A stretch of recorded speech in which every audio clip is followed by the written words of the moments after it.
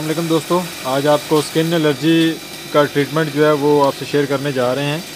ये एक रैबिट देखें, इसकी ये नाक पे आपको डॉट नज़र आ रहा है, ये स्किन एलर्जी की निशानी है। ठीक है, तो जिस खरगोश के नाक के ऊपर जो है वो ये स्किन जो है वो जम जाती है और थोड़ा सा दाना टाइप बन जाती है, उसके जो है वो उसको स्किन एलर्जी के ट्रीटमेंट की ज़रूरत है। ठीक है, इसके अलावा आप अगर इसके पंजे देखेंगे तो पंजे के अंदर भी आपको ये हल्की हल्की ये खुश्क स्किन इसकी जो है वो नज़र आएगी। ठीक है, तो इसका ट्रीटमेंट जो है वो आपसे शेयर करने जा रहा हूँ।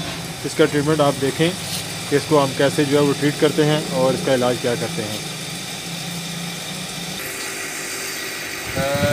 दोस्तों, ये स्किन एलर्जी जो आपको बताई है, इसका ट्रीटमेंट ये है कि जो भी ब्रीडर खरगोश हैं, 5 महीने से ज़्यादा उम्र का खरगोश जो भी है, उसको अगर स्किन एलर्जी है तो ये आइवरमेक्टिन का इंजेक्शन है। ठीक है, जो ये स्क्रीन के ऊपर जो है वो आपको नज़र भी आ रहा है साथ।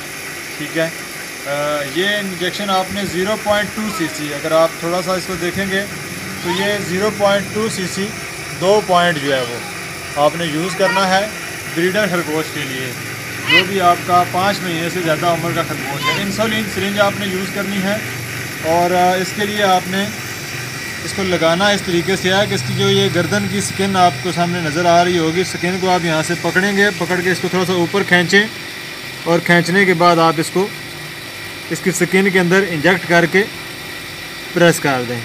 0.2 cc जो है वो आपने इसको ये इंजेक्शन लगाना है।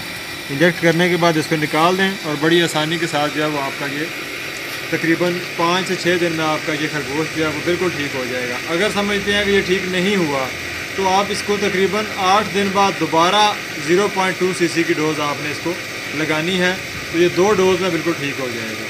Thank you so much.